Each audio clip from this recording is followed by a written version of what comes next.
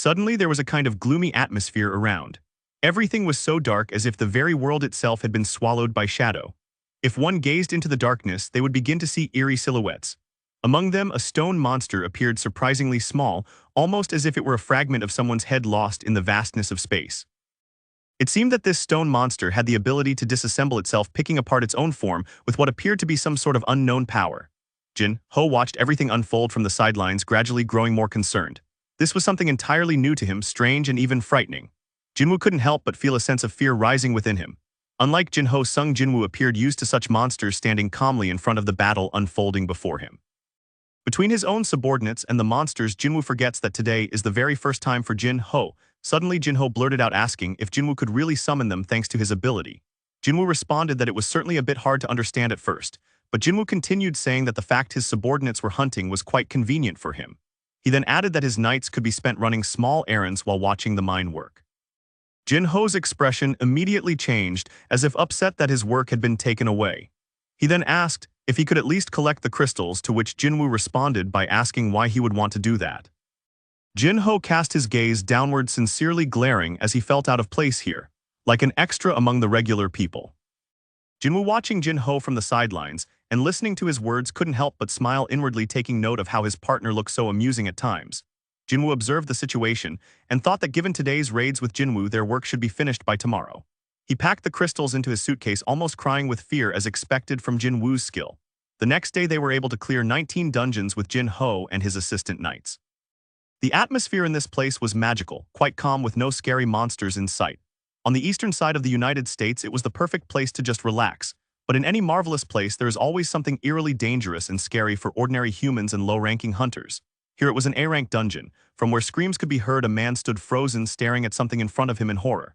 He was James, an A-rank hunter currently in the A-rank dungeon. The man looked at someone mentally shaken and filled with dread. He couldn't believe it, the fact that all of his attacking forces had been destroyed. He stood there stunned, staring at the horror surrounding him. The man continued to stare at the monster, his gaze unwavering as if he were the most real human being. His black hair flowed in the wind and his presence was steadfast and powerful. The man's face changed with every passing second as he thought about the fact that after going through the entire dungeon, they still hadn't encountered a single monster. He thought something must have happened, but the idea that such a monster could appear in the boss's room seemed almost impossible. For the energy of an A-rank dungeon to be equal to the energy coming from just one monster was unbelievable. This monster started turning toward his direction. Suddenly, the monster in human form shouted at the man, who immediately fell to the ground in fear. He started crawling away, pleading for the monster not to come near him. The man in human form grumbled that the screaming was hurting his ears. He then continued, assuring the man that he hadn't killed anyone, he had just turned them all off. A man in armor sat on the cold ground, trembling with fear, too afraid to move or even respond to the slightest movement from a stranger. The monster in human form then spoke, saying that he was human, and asked why they had attacked him. The man continued to shake, unable to control his emotions, while the other watched, thinking that the man clearly didn't understand him. It wasn't as if the Yankee could understand him after all. Suddenly, the black-haired man had an idea. He put his hand forward, giving a thumbs up, and said that he was Korean. The man peeked out from under his long hair, looking with the benevolent expression any ordinary person might have. He then continued, saying that he just wanted to go home. Some conversation buzzed near one of the restaurants, with someone saying that it looked like they had finally dealt with the entire raid and that it was over. They could finally rest easy. Jin-Ho apologized to Jinwoo, saying that he'd like to invite him to a more luxurious place. However, Jinwoo replied that he was more worried that the place wouldn't be to the young master's taste. Jinwoo continued, asking what Jin-Ho was going to do now that the raids were finally over. Just then, a notification came in stating that a malicious substance had been discovered and detoxified. Jin-Ho replied that he could get his guild master's license as soon as he passed the easy written exam. After that, he would take it and talk to his father, clinking glasses with the guy. Jin-Ho felt slightly embarrassed as he thought about what would happen after his agreement with Jin-Woo ended. The thought saddened him a little, as there were so many happy memories they had shared together. Jin-Woo reflected on the fact that getting a building worth 30 billion was certainly nice, but more than anything he wanted to level up. He felt he had no reason to wait any longer, yet something still prevented him from doing so. At the same moment, Jin-Ho observed the Jin-Woo emotions on his face and quietly asked what he would do now.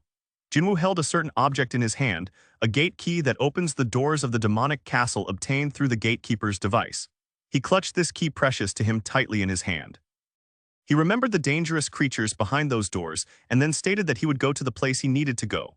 For a while, Jin-Ho began to gradually get drunk, drinking glass after glass of alcohol. Afterward, he said that if Jinwoo treated him like a brother, he wouldn't bother him anymore. Jinwoo thought about the others' behavior, realizing that Jinho had apparently taken his words the wrong way again. He then called out Jinho's name, drawing Jinwoo attention to himself. Jinwoo didn't linger on his question, instead looking intently at Jinho to observe his reaction. Then he bluntly asked what he was to him. After a pause, Jinho awkwardly began to speak, mentioning that he had an older brother with a 10-year age gap between them, but he didn't really like him, so they didn't spend much time together. Jinwoo shifted his gaze to the food on the table and continued saying that back when he was still in trouble, Jinwoo was the one who saved his life and helped when he was in need. Jinho earnestly continued, admitting that Jinwoo was the most suitable for him as an older brother. He seemed much more like family to him. Jinwoo's face changed, surprised by Jinho's words, as he hadn't even realized he'd heard them. But it's nice.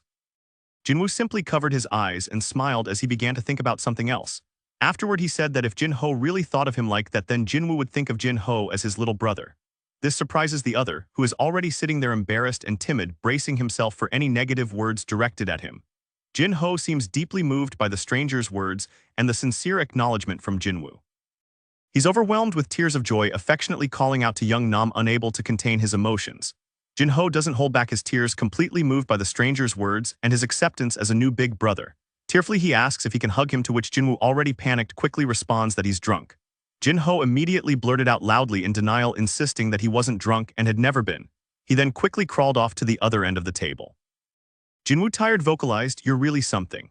While Jinho tearfully lies weeping with mortification in his attempt to hug his big brother, Jinwoo listens to what's going on outside, having overheard someone asking about a major incident that occurred during recruit training.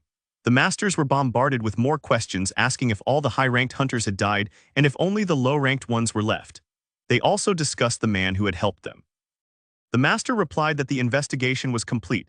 Jinwoo noticed something unusual about the extraneous team, and his gaze shifted forward, focusing on a point ahead. Despite this, he continued listening to the ongoing questions about why the master was preventing the survivors from being interviewed.